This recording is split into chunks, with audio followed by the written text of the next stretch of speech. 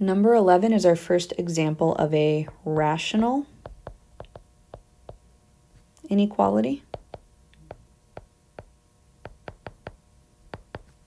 Okay, so remember we worked with rational functions a bunch at this point, and we do have that restriction that the denominator cannot equal 0.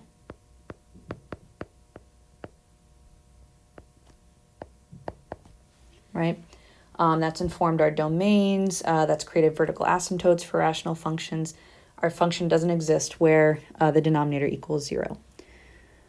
All right, so looking at number 11, I haven't done number 10 yet. I'm skipping ahead at this point, so I'm doing these videos out of order. But number 10 and number 11 would have the same exact sign chart, just so you know. So for rational inequalities, like 5 minus x over x plus 1 less than or equal to 0, you're treating the numerator and the denominator like they're factors. And if there's a polynomial, a long polynomial in the numerator, go ahead and factor it first. Same thing for the denominator. So first I'm going to take 5 minus x, set it equal to 0, and I can just add x to both sides to save time. And this gives me 5 equals x, also known as x equals 5. So that's one of my boundary values.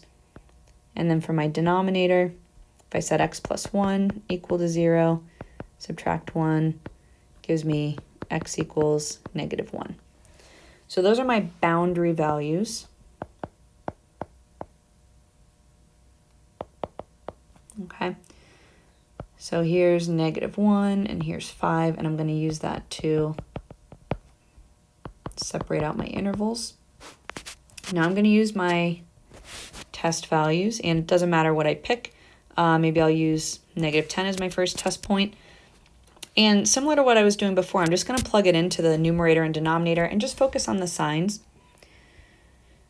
So 5 minus negative 10 over negative 10 plus 1.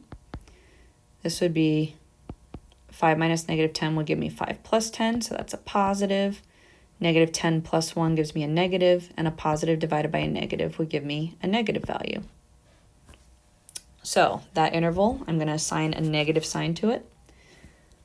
In the middle, I always choose 0 when I can, for me personally. So that would be 5 minus 0 over 0 plus 1, which gives me a positive over a positive, which is positive overall. And maybe I'll choose positive 10 for my final test point. So 5 minus 10 over 10 plus 1 gives me a negative over a positive, which is negative overall. Okay, so I'm still going to write my solution in interval notation, and I'm still going to follow the same process as before. The only exception is I need to remember this rule that the denominator cannot equal 0, okay? So I'm looking for values, or I'm looking for the interval with negative signs in it, right?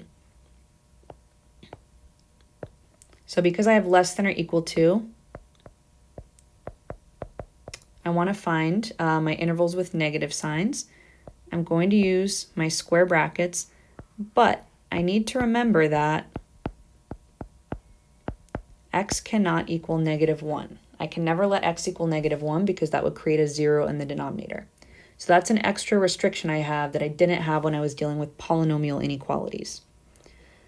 All right, so the negative interval is going to go from negative infinity to negative 1, and then from 5 to positive infinity. So I have from negative infinity up to negative 1. And normally I would use a square bracket there, except I know that x can't equal negative 1. So I have to use a rounded parenthesis because of that restriction in the denominator. Next, I'm going to go from 5 up to infinity. X can equal 5, and I want to use the square bracket when I can. So I'm going to have square bracket at 5 up to positive infinity. So negative infinity up to negative 1 rounded parenthesis, and then square bracket 5 to positive infinity. The function does not exist at -1, but it does exist at 5. So because it's less than or equal to, it's fine if x equals 5, so that's why we use the square bracket there.